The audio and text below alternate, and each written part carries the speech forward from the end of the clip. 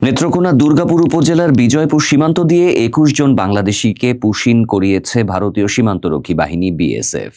এদের মধ্যে ১৯ জন তৃতীয় লিঙ্গের ব্যক্তি এবং ২ জন পুরুষ। বৃহস্পতিবার ৯ জুলাই দিবাগত রাতের কোনো এক সময় ভারতের মেঘালয় রাজ্যের সীমান্ত দিয়ে তাদের বাংলাদেশে প্রবেশ করিয়ে দেয়া হয়।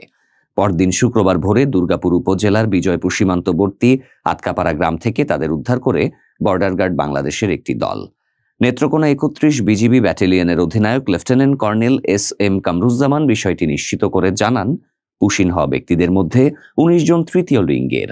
তারা বিভিন্ন সময়ে কেউ ৬ মাস আগে, কেউ বা ১২ বছর আগে ভারতে অবৈধভাবে প্রবেশ করেছিলেন। বর্তমান পরিস্থিতিতে ভারতীয় সীমান্তরক্ষী বাহিনী তাদের বাংলাদেশে ফেরত পাঠিয়েছে। তিনি আরও জানান, বর্তমানে তারা বিজয়পুর সীমান্ত এলাকায় ৩১ বিজিবির তত্ত্বাবধানে রয়েছেন। এইভাবে দলবদ্ধ যায়নি, ২ জন ৪ জন করে গিয়েছিলাম। তখন অবশ্য আমাদের বয়স ছোট ছিল, আমরা ব্ল্যাকে গিয়েছিলাম। আর তখন ইন্ডিয়ার সাথে বাংলাদেশের হয়তো কি যোগাযোগ মাধ্যমটা ভালো ছিল, তখন এতটা ছিল না, ধরা বাঁধা ছিল না, তখন সুন্দর মতো চলে গিয়েছি। তো আমরা প্রায় ১০ বছর এখানে ছিলাম।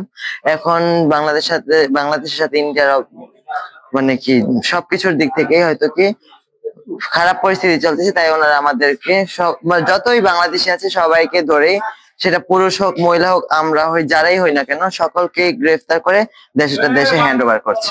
তাদের পরিচয় যাচাই শেষে দুর্গাপুর থানা পুলিশের কাছে হস্তান্তরের প্রক্রিয়া চলছে। প্রাথমিকভাবে নিশ্চিত হওয়া গেছে যে পুশিন হওয়া সবাই বাংলাদেশি নাগরিক।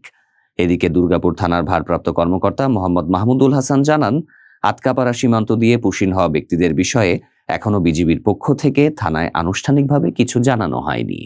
বিজিবি থেকে তথ্য পাওয়ার পর প্রয়োজনীয় আইনগত ব্যবস্থা গ্রহণ করা হবে বলে জানান তিনি।